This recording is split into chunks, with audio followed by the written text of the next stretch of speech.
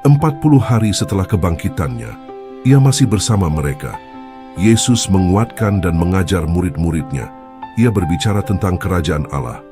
Ia meneguhkan hati mereka yang pernah goyah. Ia menguatkan iman mereka yang pernah runtuh. Di Bukit Zaitun, murid-murid berdiri mengelilingi guru mereka. Ada kerinduan, ada harapan, tetapi juga ada pertanyaan. Murid-muridnya bertanya, "Tuhan, maukah Engkau pada masa ini memulihkan kerajaan bagi Israel?" Lalu Yesus menjawab dengan tenang dan tersenyum, "Engkau tidak perlu mengetahui masa dan waktu yang ditetapkan Bapa sendiri menurut kuasanya. Tetapi kamu akan menerima kuasa kalau Roh Kudus turun ke atas kamu, dan kamu akan menjadi saksiku di Yerusalem dan di seluruh Yudea dan Samaria dan sampai ke ujung bumi." Lalu Yesus berdiri di tempat yang sedikit lebih tinggi dan menatap semua muridnya dengan pandangan yang dalam. Lalu ia berkata kepada mereka, "Kepadaku telah diberikan segala kuasa di surga dan di bumi. Karena itu pergilah, jadikanlah semua bangsa muridku, dan baptislah mereka dalam nama Bapa dan Anak dan Roh Kudus. Dan ajarlah mereka melakukan segala sesuatu yang telah kuperintahkan kepadamu. Dan ketahuilah, aku menyertai kamu senantiasa sampai kepada akhir zaman." Kemudian ia mengangkat tangannya dan memberkati murid-muridnya. Sesudah ia mengatakan demikian, terangkatlah ia disaksikan oleh mereka, dan awan menutupnya dari pandangan mereka. Sementara para muridnya menatap ke langit dengan takjub, sebagian bersimpuh dan sebagian menunjuk ke langit. Mereka saling berbisik dengan rasa haru, "Ia telah pergi, guru kita telah kembali ke rumahnya."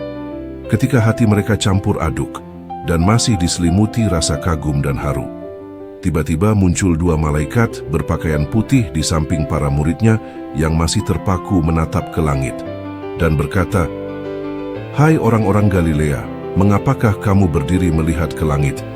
Yesus ini yang terangkat ke surga meninggalkan kamu, akan kembali dengan cara yang sama seperti kamu melihat dia naik ke surga." Kemudian para muridnya mulai berdiri. Wajah mereka tidak lagi sedih, melainkan penuh semangat. Mereka mulai berjalan menuruni bukit itu. Mereka pulang ke Yerusalem dengan sukacita yang besar.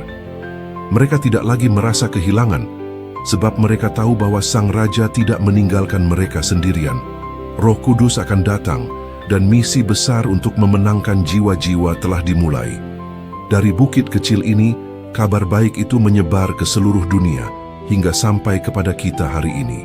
Kenaikan itu bukan perpisahan tanpa harapan, itu adalah awal dari misi besar gereja. Sebab, sebelum ia naik ke surga, Tuhan Yesus memberikan satu perintah terakhir, dan itu bukan sekadar pesan, tetapi mandat ilahi. Dan mandat itu bukan pilihan, melainkan suatu panggilan. Bukan hanya untuk para rasul, tetapi untuk setiap orang yang percaya. Dan janji penyertaannya sebagai penghiburan dalam menutup amanat agung itu. Yesus naik ke surga, tetapi kehadirannya tidak pernah meninggalkan umatnya. Kenaikannya ke surga menunjukkan bahwa Yesus bukan hanya guru atau nabi, tetapi ia adalah Tuhan yang harus dimuliakan.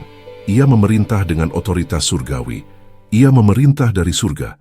Ia menyertai melalui Roh Kudus. Amanat agung mungkin terasa berat, tetapi janji penyertaannya membuat itu menjadi mungkin, dan itu terbukti sampai hari ini. Dan ia pasti akan datang kembali dalam kemuliaannya. Tuhan Yesus memberkati.